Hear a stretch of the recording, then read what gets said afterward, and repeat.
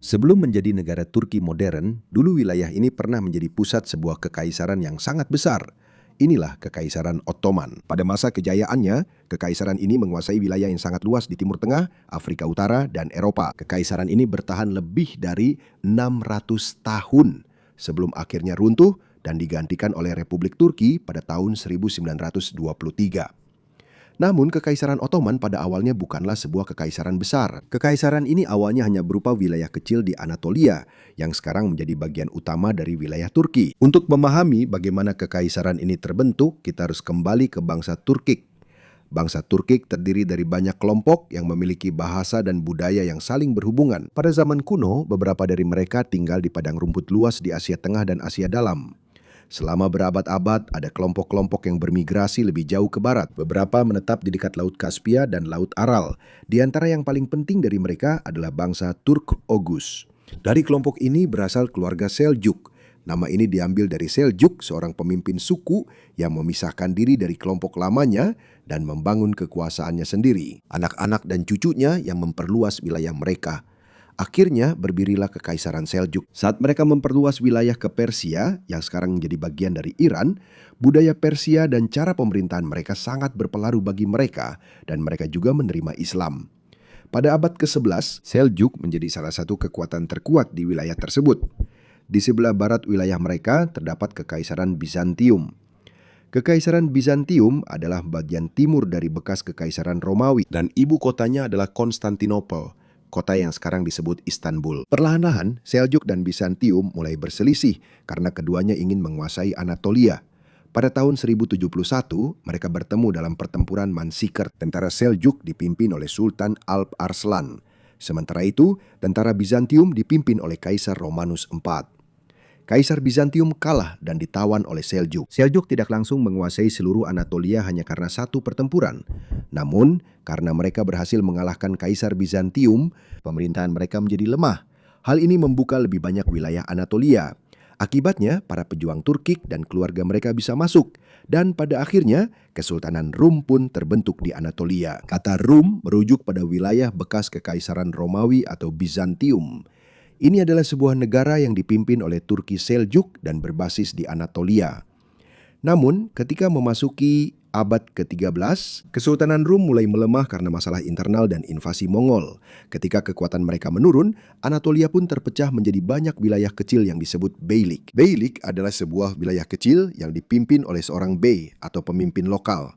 Salah satu beylik ini dipimpin oleh Osman. Hanya sedikit informasi pasti tentang kehidupannya, karena banyak cerita tentang dirinya baru ditulis setelah waktu yang lama berlalu. Namun dia diakui sebagai pendiri keluarga yang nantinya menjadi dinasti Ottoman. Nama Ottoman berasal dari nama Osman. Wilayah kecilnya berbasis di Anatolia Barat Laut dekat perbatasan Kekaisaran Bizantium. Lokasinya sangat strategis untuk ekspansi. Kontrol Bizantium atas beberapa daerah sekitarnya sudah melemah, sehingga perlahan-lahan para pengikut Osman berhasil memperoleh wilayah. Setelah dia meninggal, anak-anaknya dan penguasa berikutnya melanjutkan ekspansi. Mereka tidak hanya mengandalkan kekuatan pasukan mereka juga menjalin aliansi dengan para pemimpin lokal dan melibatkan orang-orang dari berbagai kelompok serta agama ke dalam pemerintahan mereka. Karena hal ini, negara Ottoman yang kecil tumbuh dengan cepat. Dahulu, itu hanyalah salah satu dari banyak kerajaan kecil di Anatolia, tetapi perlahan-lahan mereka berhasil melampaui para pesaingnya. Pada tahun 1331, Ottoman berhasil merebut Nikea, sebuah kota penting Bizantium yang sekarang disebut Iznik. Kemudian, mereka juga menyeberang ke Eropa dan mulai mengambil wilayah di Balkan. Balkan adalah sebuah wilayah di Eropa Tenggara yang meliputi daerah-daerah seperti Yunani, Bulgaria, dan Serbia. Mereka juga berhasil merebut Adrianopol yang sekarang disebut Edirne. Kota ini dijadikan pusat pemerintahan Ottoman, sementara mereka terus memperluas wilayah di Eropa. Seiring berjalannya waktu, Kekaisaran Bizantium semakin mengecil. Dulu wilayahnya sangat luas. Namun ketika memasuki abad ke-15, hanya sedikit wilayah yang tersisa. Yang paling penting adalah Konstantinopel. Kota ini sangat penting karena terletak di antara Eropa dan Asia. Kota ini juga mengendalikan jalur penting kapal antara Laut Hitam dan Laut Mediterania. Konstantinopel dilindungi oleh tembok-tembok yang tinggi dan tebal. Banyak pasukan telah mencoba menaklukkan kota ini selama berabad-abad, tetapi sebagian besar gagal. Pada tahun 1451, Mehmed II kembali menjadi Sultan Ottoman. Dia masih muda, tetapi tujuannya sudah jelas. Dia ingin menaklukkan Konstantinopel dan menjadikannya pusat kekaisaran Ottoman yang sedang berkembang. Dia mempersiapkan pasukan besar, kapal-kapal, dan meriam-meriam kuat yang mampu menghancurkan tembok kota. Pengepungan dimulai pada bulan April 1453. Pengepungan adalah ketika sebuah pasukan mengepung kota untuk mencegah masuknya makanan, orang, dan bantuan sambil terus menyerang. Selama beberapa minggu, meriam Ottoman membombardir tembok-tembok kota. Bagian-bagian yang rusak terus-menerus diperbaiki dan dipertahankan oleh orang-orang Bizantium. Kaisar Bizantium terakhir adalah Konstantinus ke-11. Pasukannya hanya sedikit dibandingkan dengan tentara Ottoman yang besar. Namun dia tetap tinggal di kota dan membantu mempertahankannya pada 29 Mei 1453. Mehmed melancarkan serangan besar terakhir. Tentara Ottoman berhasil menembus pertahanan dan memasuki kota. Konstantinus 11 tewas saat bertempur, meskipun tidak diketahui secara pasti di mana tepatnya ia meninggal. Disinilah berakhir Kekaisaran Bizantium. Mehmed II menjadikan Konstantinopel sebagai ibu kota baru Kekaisaran Ottoman. Karena keberhasilannya, ia dikenal sebagai Mehmed Sang Penakluk. Ia tidak membiarkan kota itu tetap hancur dan kosong. Ia membawa kaum Muslim, keluarga Kristen dan Yahudi untuk kembali menambah populasi dan menghidupkan kembali bisnis. Salah satu bangunan terpenting di kota itu adalah Hagia Sophia. Bangunan ini dibangun oleh Kaisar Bizantium Justinianus pertama pada abad ke-6 sebagai gereja Kristen yang besar. Namun setelah Konstantinopel ditaklukkan oleh Ottoman, mereka mengubahnya menjadi masjid. Menara-menara tinggi di sekelilingnya baru ditambahkan pada berbagai periode di bawah berbagai penguasa Ottoman. Tidak semuanya dibangun segera setelah penaklukan. Penaklukan Konstantinopel memberikan Kekaisaran Ottoman ibu kota yang kuat dan lokasi penting di antara Eropa dan Asia. Namun ini baru permulaan dari ekspansi yang lebih besar, karena pada masa para penguasa berikutnya, kerajaan ini akan semakin meluas hingga menguasai beberapa kota terpenting, jalur perdagangan dan wilayah di dunia. Dan inilah penaklukan Konstantinopel pada tahun 1453 hanyalah awal dari ekspansi besar Kekaisaran Ottoman. Di bawah kepemimpinan Sultan Mehmed II, Ottoman dengan cepat merebut wilayah baru di Anatolia dan Balkan. Ia menaklukkan sisa wilayah Bizantium di Yunani. Ia juga menaklukkan Kekaisaran Trebizond di pesisir Laut Hitam. Pasukannya juga berhasil merebut Bosnia dan memperkuat kendali Ottoman di Albania. Di utara, Ottoman juga berhasil menguasai Khanat Crimea. Khanat Crimea adalah sebuah negara yang dipimpin oleh Tatar Crimea di semenanjung Crimea di bagian utara Laut Hitam. Karena hal ini, Kekaisaran Ottoman semakin menguasai jalur perdagangan di Laut Hitam. Ketika Mehmed wafat pada tahun 1481, wilayah kekaisaran sudah sangat luas. Anaknya, Bayezid II, menggantikan posisinya sebagai sultan. Pada masa pemerintahan Bayezid, Kekaisaran Ottoman berperang melawan Republik Venesia. Venesia adalah negara perdagangan yang kuat di Italia yang menguasai beberapa pulau dan jalur perdagangan penting di Laut Egea. Setelah beberapa tahun pertempuran, Ottoman berhasil merebut beberapa pelabuhan dan semakin memperkuat kekuasaan mereka. Setelah Bayezid, putranya yang bernama Selim pertama menjadi sultan. Pada tahun 1512, dia pertama kali menghadapi Kekaisaran Safavid, sebuah kerajaan kuat yang berbasis di Persia atau sekarang dikenal sebagai Iran. Ottoman dan Safavid saling bermusuhan karena keduanya ingin menguasai Anatolia Timur dan wilayah lain di Timur Tengah, serta memiliki perbedaan pandangan dan keyakinan utama dalam Islam. Setelah itu, Selim menghadapi Kesultanan Mamluk. Para Mamluk saat itu memerintah Mesir dan Suriah. Mereka juga menguasai Hejaz, wilayah di Arab tempat Mekah dan Madinah berada. Pada tahun 1516, tentara Ottoman mengalahkan Mamluk di Suriah. Pada tahun berikutnya mereka kembali kalah dalam pertempuran Redania dekat Kairo.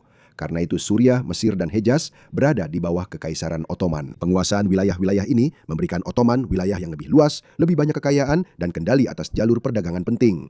Di bagian barat Afrika Utara, penguasaan besar dan kendali atas jalur perdagangan penting di bagian barat Afrika Utara. Pihak Ottoman didukung oleh Komandan Angkatan Laut Hayreddin Barbarossa. Barbarossa adalah seorang komandan Muslim yang sangat kuat yang menguasai sebagian besar wilayah Aljazair. Dia mengakui kekuasaan Sultan Ottoman sebagai imbalan atas dukungan dan perlindungan dari kekaisaran. Ketika Selim wafat pada tahun 1520, dia baru memerintah sekitar 8 tahun. Namun dalam waktu singkat itu, dia hampir menggandakan kekuatan kekaisaran Ottoman. Penggantinya adalah putranya, Sulaiman pertama. Dia lebih dikenal sebagai Sulaiman yang Agung. Di Eropa, dia disebut The Magnificent karena luasnya kekuasaan dan kekayaannya. Di dunia Ottoman, dia disebut Kanuni atau Sang Pembuat Hukum karena dia memperbaiki banyak undang-undang kekaisaran. Dia memerintah dari tahun 1520 hingga 1566. Pada masa pemerintahannya, Kekaisaran Ottoman mencapai puncak kejayaannya. Pada tahun 1521, dia menaklukkan Beograd, sebuah kota penting yang sekarang terletak di Serbia. Pada tahun berikutnya, dia merebut Pulau Rhodos dari Ksatria Sang Yohanes. Ksatria Sang Yohanes adalah kelompok militer Kristen yang menggunakan Rhodos sebagai basis untuk melawan kapal-kapal Muslim di Mediterania. Pada tahun 1526, tentara Ottoman mengalahkan Hongaria dalam pertempuran Mohacs. Raja Hongaria tewas dalam pertempuran itu dan sebagian besar kerajaannya jatuh ke tangan Ottoman. Setelah itu, pasukan Sulaiman mencapai Wina yang sekarang menjadi ibu kota Austria. Mereka mencoba menaklukkan kota itu pada tahun 1529, tetapi gagal karena cuaca buruk, masalah pasokan, dan pertahanan Wina yang kuat. Meskipun mereka gagal di Wina, Kesultanan Ottoman tetap menjadi salah satu kekaisaran terkuat di Eropa dan Timur Tengah. Di timur, Sulaiman juga berperang melawan Kekaisaran Safavid. Ottoman berhasil merebut Baghdad dan sebagian besar wilayah Irak. Mereka juga memperluas pengaruhnya di semenanjung Arab dan dekat Teluk Persia. Di Mediterania, Angkatan Laut Ottoman semakin kuat di bawah pimpinan Hayreddin Barbarossa. Ottoman juga berhasil merebut Tripoli di Afrika Utara pada tahun 1551. Menjelang akhir masa pemerintahan Sulaiman, Kekaisaran Ottoman menguasai wilayah yang luas dari Hungaria hingga Mesir dan dari Aljazair hingga Irak. Salah satu alasan keberhasilannya adalah militer yang terorganisir dengan baik. Ada pasukan kavaleri atau tentara yang menunggang kuda. Ada infanteri atau tentara yang bertempur di darat. Mereka juga memiliki meriam besar dan angkatan laut yang kuat. Salah satu korps Ottoman yang paling terkenal adalah Janissary. Janissary adalah pasukan infanteri pilihan yang langsung melayani Sultan. Banyak dari mereka diambil sejak kecil dari keluarga Kristen di Balkan di bawah sistem yang disebut Devshirme. Mereka dipisahkan dari keluarga mereka. Mereka kemudian dibawa ke bawah kekuasaan Ottoman. Mereka dipaksa untuk masuk Islam dan dilatih sebagai tentara atau pejabat. Sistem ini berat dan dipaksakan bagi keluarga yang kehilangan anak. Namun beberapa anak yang diambil berhasil mencapai posisi tinggi di militer dan pemerintahan. Pelatihan dan disiplin Janissary sangat ketat. Mereka juga sangat terampil menggunakan senjata api. Karena itu mereka menjadi bagian penting dari keberhasilan tentara Ottoman. Sementara kekaisaran terus berkembang, semakin banyak juga negara kuat yang mereka lawan. Di Mediterania, salah satu pesaing terbesarnya adalah Spanyol. Saat itu Spanyol menguasai sebagian besar Italia Selatan dan beberapa pulau penting. Mereka juga bekerja sama dengan negara-negara Kristen lainnya untuk menghentikan perluasan Angkatan Laut Ottoman. Pada tahun 1565, Ottoman mencoba menaklukkan Malta. Malta adalah sebuah pulau kecil namun penting di tengah Laut Mediterania. Pulau ini dikuasai oleh Ksatria Santo Yohanes, kelompok yang sebelumnya telah diusir oleh Ottoman dari Rhodes. Pasukan Ottoman yang besar mengepung dan menyerang benteng-benteng mereka. Namun para ksatria dan penduduk lokal memberikan perlawanan yang sangat kuat. Bantuan juga datang dari Sisilia. Setelah beberapa bulan pertempuran dan banyak korban jiwa, pasukan Ottoman akhirnya mundur. Pertempuran ini dikenal sebagai pengepungan besar Malta. 6 tahun kemudian, pasukan Ottoman kembali berhadapan dengan aliansi besar Kristen dalam pertempuran Lepanto. Pertempuran ini terjadi pada tahun 1571 di dekat Yunani Barat. Spanyol, Venesia, negara kepausan, dan kekuatan Kristen lainnya bergabung. Angkatan laut mereka tergabung dalam aliansi yang disebut Liga Suci. Lebih dari 400 kapal dan puluhan ribu tentara serta pelaut ikut serta dalam pertempuran ini. Armada Ottoman kalah dan banyak kapalnya yang hancur atau direbut. Ini adalah kemenangan besar bagi Liga Suci, karena ini menunjukkan bahwa Angkatan Laut Ottoman bisa dikalahkan dalam pertempuran besar. Namun, hal ini tidak sepenuhnya mengakhiri kekuasaan Ottoman di Mediterania. Kekaisaran dengan cepat membangun armada baru dan terus mengendalikan banyak wilayah serta pelabuhan. Namun Malta dan Lepanto menunjukkan bahwa ekspansi Kekaisaran Ottoman juga memiliki batas. Kekaisaran ini masih kuat, tetapi tidak lagi mampu menaklukkan semua wilayah yang diinginkannya. Setelah kalah dalam pertempuran Lepanto, Kekaisaran Ottoman tidak sepenuhnya melemah. Sebaliknya, mereka mengalihkan perhatian ke Eropa Tengah. Hambatan terbesar bagi ekspansi mereka adalah Wina, ibu kota Austria. Wina sangat penting karena kota ini menghalangi jalur menuju bagian Eropa yang lebih dalam. Kekaisaran Ottoman pertama kali mencoba menaklukkan Wina pada tahun 1529, tetapi mereka gagal. Lebih dari 150 tahun kemudian mereka mencoba lagi. Pada tahun 1683, sebuah pasukan besar Ottoman mengepung Wina. Pasukan ini dipimpin oleh Wazir Agung Kara Mustafa Pasha, pejabat tertinggi dalam pemerintahan Ottoman di bawah Sultan. Selama berminggu-minggu, pasukan Ottoman menyerang kota tersebut. Namun sebelum mereka berhasil menaklukkan Wina, sebuah pasukan gabungan Kristen datang untuk membantu. Termasuk di dalamnya adalah tentara dari Polandia yang dipimpin oleh Raja Jan Sobieski III. Pada tanggal 12 September 1683, pasukan bala bantuan menyerang kamp Ottoman. Bagian besar dari serangan terakhir dilakukan oleh ribuan pasukan kavaleri atau prajurit berkuda. Tentara Ottoman kalah dan terpaksa mundur. Kekalahan ini merupakan titik balik yang penting. Namun, hal ini tidak langsung mengakhiri Kekaisaran Ottoman. Namun disinilah mulai kehilangan banyak wilayahnya di Eropa. Pada tahun-tahun berikutnya, Austria, Polandia, Venesia, dan Rusia bekerja sama melawan Ottoman. Mereka berhasil merebut kembali banyak wilayah di Hungaria dan Balkan. Sementara musuh-musuhnya semakin kuat, pemerintah Ottoman juga menghadapi berbagai masalah internal. Dahulu para sultan sendiri yang memimpin kampanye militer dan mengambil keputusan penting. Namun lama-kelamaan semakin banyak tugas yang diserahkan kepada Wazir Agung dan pejabat lainnya. Wazir Agung itu seperti Perdana Menteri di Kekaisaran. Dia yang mengelola banyak urusan sehari-hari atas nama sultan. Bukan berarti semua sultan berikutnya itu lemah atau malas. Namun seiring kekaisaran semakin besar, menjadi semakin sulit untuk mengendalikannya dari ibu kota. Wilayah yang luas itu dibagi menjadi beberapa provinsi yang dikelola oleh para gubernur dan pemimpin lokal. Mereka mengumpulkan pajak, menegakkan hukum, dan menyediakan tentara untuk pemerintah pusat. Namun karena beberapa provinsi letaknya jauh, para penguasa lokal juga mendapatkan kebebasan yang besar dalam pemerintahan. Berbagai agama dan kelompok tinggal di dalam kekaisaran. Agama keluarga penguasa adalah Islam, tetapi banyak orang Kristen dan Yahudi tetap memeluk kepercayaan mereka sendiri. Mereka diizinkan memiliki gereja, sinagoga, pemimpin agama, dan komunitas mereka sendiri. Namun posisi mereka tidak setara dengan Muslim. Mereka memiliki pajak khusus dan beberapa pembatasan di bawah pemerintahan Ottoman. Banyak pengungsi Yahudi dari Spanyol diterima oleh Kekaisaran Ottoman setelah mereka diusir dari sana pada akhir abad ke-15. Banyak dari mereka menetap di kota-kota seperti Konstantinopel dan Tesaloniki. Mereka menjadi bagian penting dalam bidang bisnis, kedokteran, pembuatan produk, dan perdagangan. Kekaisaran Ottoman juga memperoleh banyak keuntungan dari jalur perdagangan yang menghubungkan Asia, Timur Tengah, dan Eropa. Kota-kotanya dilalui oleh sutra, rempah-rempah, kain, dan produk lainnya dari India, Tiongkok, dan Persia. Namun perdagangan dunia pun berubah. Negara-negara Eropa menemukan jalur laut yang mengelilingi Afrika.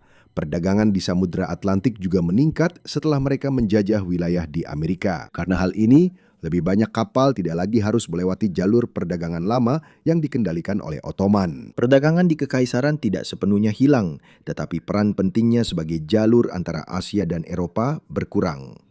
Bersamaan dengan itu, ilmu pengetahuan dan pembuatan senjata berkembang pesat dan industri di beberapa negara Eropa.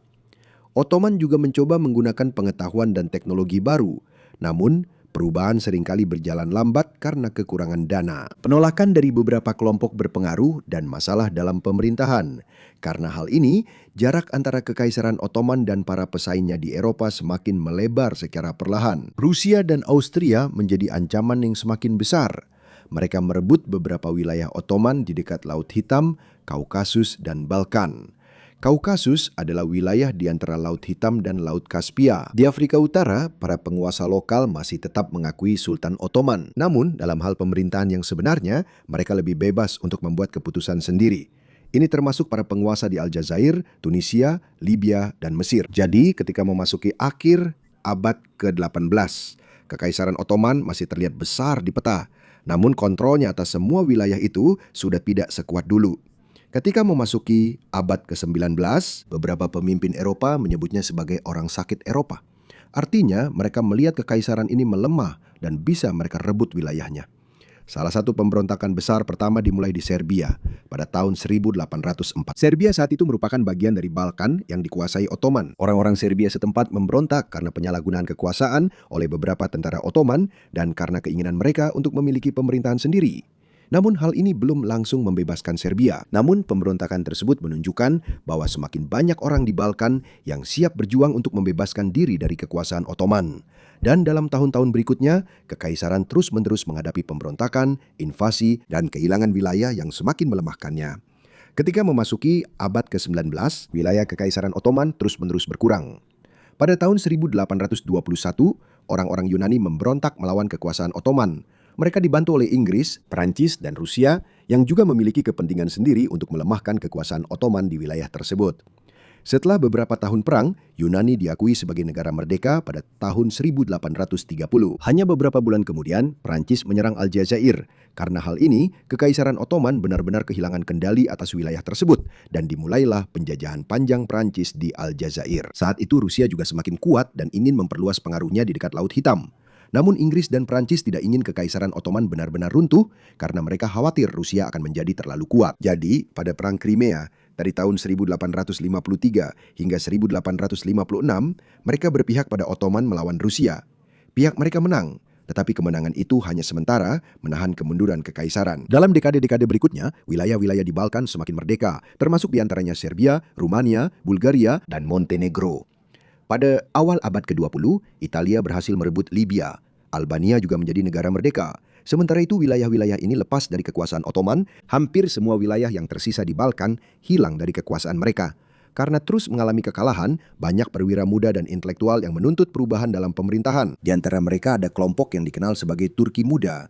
Mereka bukanlah kelompok yang seragam. Mereka terdiri dari tentara, aktivis politik, dan intelektual dengan berbagai pandangan. Namun mereka bersatu dalam keinginan untuk membatasi kekuasaan sultan dan mengembalikan konstitusi serta parlemen. Pada tahun 1908, mereka melancarkan revolusi dan memaksa Sultan Abdul Hamid II untuk mengembalikan pemerintahan konstitusional. Namun hal ini tidak langsung memperbaiki kekaisaran. Perebutan kekuasaan, pemberontakan, dan kehilangan wilayah terus berlanjut. Akhirnya Komite Persatuan dan Kemajuan menjadi sangat berkuasa di pemerintahan, organisasi politik utama yang berasal dari gerakan Turki Muda. Ketika Perang Dunia Pertama dimulai pada tahun 1914, Kekaisaran Ottoman berpihak pada Jerman dan Austria-Hongaria. Para pemimpin Ottoman berharap mereka bisa merebut kembali beberapa wilayah yang hilang dan mencegah ekspansi Rusia. Mereka meraih kemenangan besar dalam kampanye Gallipoli pada tahun 1915. Pasukan Inggris, Prancis, Australia, dan Selandia Baru gagal menguasai jalur penting menuju Konstantinopel. Namun di bagian lain kekaisaran, militer Ottoman perlahan-lahan mundur. Pada tahun 1916, pemberontakan Arab dimulai melawan kekuasaan Ottoman. Pemberontakan ini dipimpin oleh Syarif Hussein dari Mekah dan putra-putranya dengan bantuan Inggris. Salah satu perwira Inggris yang membantu pemberontakan adalah T.E. Lawrence, yang dikenal sebagai Lawrence dari Arabia. Dia bukanlah orang yang memulai atau satu-satunya pemimpin dalam pemberontakan tersebut. Pada masa ini juga terjadi salah satu bagian tergelap dalam sejarah Kekaisaran Ottoman. Sejak tahun 1915, pemerintah Ottoman mengusir sejumlah besar orang Armenia dari rumah mereka. Banyak yang dibunuh, meninggal karena kelaparan, penyakit, dan kelelahan berat saat dipaksa dibawa ke gurun Suriah. Banyak sejarawan dan negara mengakui peristiwa ini sebagai genosida Armenia. Menurut Museum Peringatan Holocaust Amerika Serikat, setidaknya 664.000 dan kemungkinan mencapai 1,2 juta orang Armenia meninggal dunia. Pemerintah Turki sendiri menolak penggunaan istilah genosida. Pada tahun 1918, Kesultanan Ottoman sudah tidak mampu melanjutkan perang. Sekutu-sekutunya, yaitu Jerman dan Austria-Hongaria, telah kalah, sementara pertahanannya di Timur Tengah juga runtuh. Setelah menyerah, Inggris, Prancis, Italia, dan Yunani menduduki berbagai wilayah Kesultanan Ottoman. Bekas wilayahnya di Irak, Palestina, Suriah, dan Lebanon ditempatkan di bawah kendali Inggris dan Prancis. Negara-negara pemenang juga berencana membagi bahkan wilayah Anatolia. Tentara Yunani menduduki kota Smyrna yang sekarang disebut Izmir pada Mei 1919. Karena hal ini, Perang Kemerdekaan Turki pun dimulai. Perlawanan ini dipimpin oleh Mustafa Kemal, seorang mantan jenderal Ottoman yang kemudian dikenal sebagai Ataturk. Ia bersama rekan-rekannya mendirikan pemerintahan nasionalis baru di Ankara. Mereka tidak mengakui pemerintahan Ottoman yang lemah di Konstantinopel. Pemerintah tersebut sebelumnya bekerja sama dengan negara-negara yang menjajah kekaisaran. Pada awalnya, tentara Yunani berhasil masuk jauh ke Anatolia, Namun pada tahun 1921 dan 1922, pasukan nasionalis Turki berhasil membalikan keadaan. Mereka berhasil mengalahkan tentara Yunani dan memaksa pasukan asing untuk meninggalkan sebagian besar wilayah Turki. Pada tanggal 1 November 1922, pemerintah nasionalis menghapuskan kesultanan. Disinilah berakhirnya kekuasaan para Sultan Ottoman. Pada tanggal 24 Juli 1923, ditandatangani Perjanjian Lausanne. Perjanjian ini mengakui kemerdekaan dan perbatasan utama negara Turki yang baru. Ankara dijadikan ibu kota pada tanggal 13 Oktober. Setelah itu, pada tanggal 29 Oktober 1923, secara resmi dideklarasikan Republik Turki. Mustafa Kemal menjadi presiden pertamanya. Kekaisaran Ottoman tidak langsung lenyap hanya karena satu perang. Kekaisaran itu perlahan-lahan melemah akibat kehilangan wilayah, pemberontakan, masalah pemerintahan, bangkitnya para pesaing, dan kekalahan dalam Perang Dunia. Dari wilayah kecil milik Osman, kekaisaran ini meluas ke 3 benua dan memerintah selama lebih dari 600 tahun. Namun pada akhirnya, kekaisaran itu digantikan oleh sebuah negara baru. Turki modern lahir dari sisa-sisa wilayahnya. Negara ini tidak lagi dipimpin oleh sultan, melainkan oleh pemerintahan republik baru yang berbasis di Ankara.